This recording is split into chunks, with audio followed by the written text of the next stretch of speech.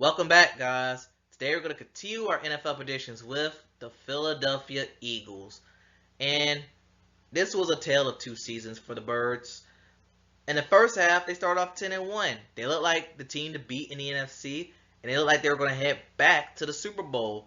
But then they started playing real teams, and they fell off a major cliff. You could call it a collapse, if anything, and they end up limping their way out of the wild card round. Now, most of it was blamed on their offensive and defensive coordinators' situations, and this year they were able to fix those things by getting Kellen Moore from the Chargers and Vic Fangio from the Miami Dolphins.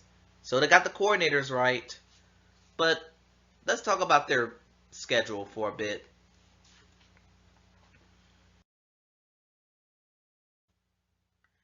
Because those first 10 games were the first 10 wins were somewhat impressive because they did beat some teams that eventually made the playoffs. Like they took care of the Bucks, they took care of the Rams, they beat the Dolphins in a game where they were called for absolutely zero penalties for. They took care of the division rival Cowboys, swept the Commanders, and then they beat the Chiefs at Monday night, where Nick Sirianni at like a cocky little child, and they beat the Buffalo Bills in a rain-soaked overtime game. But after that, things just fell apart. Getting exposed by the 49ers was one thing, but losing to their division rival Dallas Cowboys without scoring an offensive touchdown in that game for their only touchdown came on a defensive Jalen Carter touchdown. Then losing on a last second game against the Seattle Seahawks and Arizona Cardinals, and then losing to the New York Giants because A.J. Brown decided now was the time for him to get hurt. And because of that, in the playoffs, they were pretty much no match for the Tampa Bay Buccaneers. But maybe if they would have had a healthy A.J. Brown, I think the result would have been close. But the way the Eagles were playing, they were pretty much dead men walking.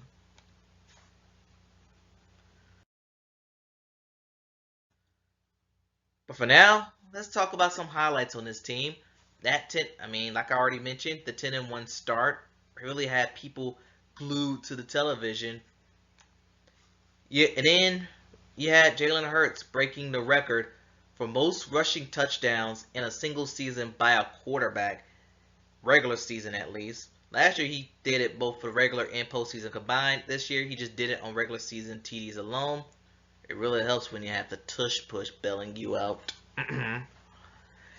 And getting their revenge against the Kansas City Chiefs. Although this wouldn't be a highlight if a certain Marquez Valdez-Scantling discovered his hands during the game.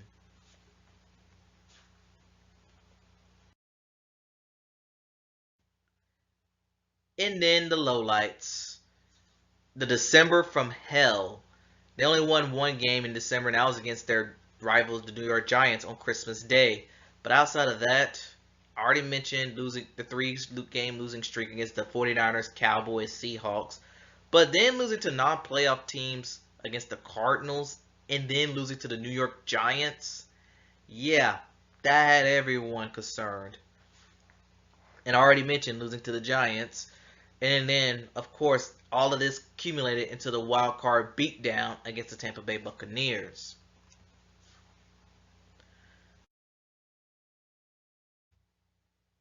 Now, what they added, and like the Eagles do every single year, they always find a way to add people. And none bigger than Saquon Barkley for the division rival Giants. They also added Bryce Huff from the New York Jets. They also added C.J. Gardner-Johnson. He's back again after a short stint with the Detroit Lions. And I really mean short because he was hurt for most of his tenure there.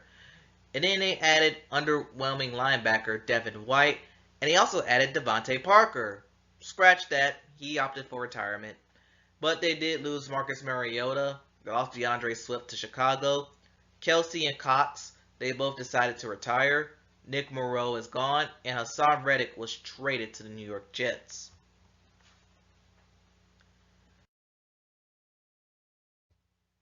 And in the draft, they just love letting things fall into the place, and It works out for them every single time. They was able to get the top corner in the draft, Quinion Mitchell from a corner from Toledo, and not only that, they added Cooper DeJean, a pigment of disadvantage corner from Iowa. They also added Will Shipley, a name I do recognize from Clemson. Anaya Smith, I recognize his name from Texas A&M. And they had a legacy pick, Jeremiah Trotter Jr., a linebacker from Stanford. And his daddy used to play for the Philadelphia Eagles. And he also added Johnny Wilson, a big wide receiver from Florida State. And then until this last pick of the draft, where they found Jason Kelsey's replacement by taking Dylan McMahon from North Carolina State. Now, the Eagles, they're pretty much going to be everyone's favorite to be really good. Are they mine? Let's take a look at their schedule and see what happens. Okay, Philadelphia, let's take a look at your schedule. And to start off week 1, it's not going to be in the Lincoln Financial Field. It's going to be in Brazil. That is the St. Paulo game on Friday, where apparently wearing green is going to be controversial due to the gangs there. I don't know how much of that is true. But anyway, I am going to roll with the Philadelphia Eagles to win week 1 over the Green Bay Packers. Week 2 against the Falcons, which is a Monday night game, I have their true home opener. I do have the Eagles winning. In week 3 against the Saints, I got the Eagles winning on the road there. Now, their first loss of the season, I have it coming against Tampa Bay. I think they dropped the Tampa week 4. And they got a very early bye week. Week 5 bye. That could hinder 3-1 at the bye. That could affect their whole momentum going forward. Just saying. Week 6 against the Browns, I have them winning. Week 7 against the Giants, I have them losing. Week 8 against the Bengals, how about this? Another loss. I have them losing to Cincinnati. Then week 9 against the Jaguars, I'm going ahead and give them a win over their former coach, Doug Peterson.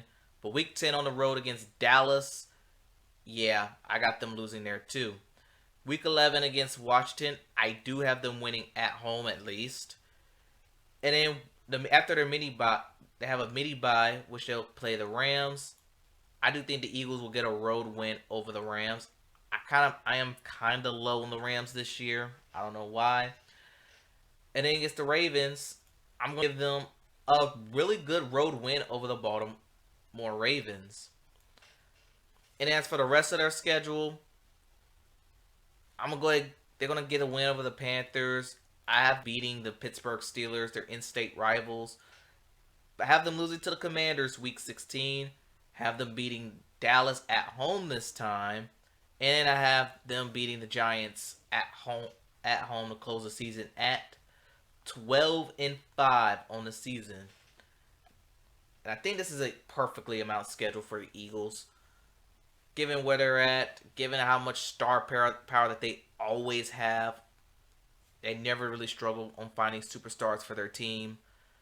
But I think 12-5 is a pretty average record for them. And that will conclude the Philadelphia Eagles schedule predictions. So tell me what y'all think in the comments below. Thanks for watching. Gamble safely. And I'll see you next time.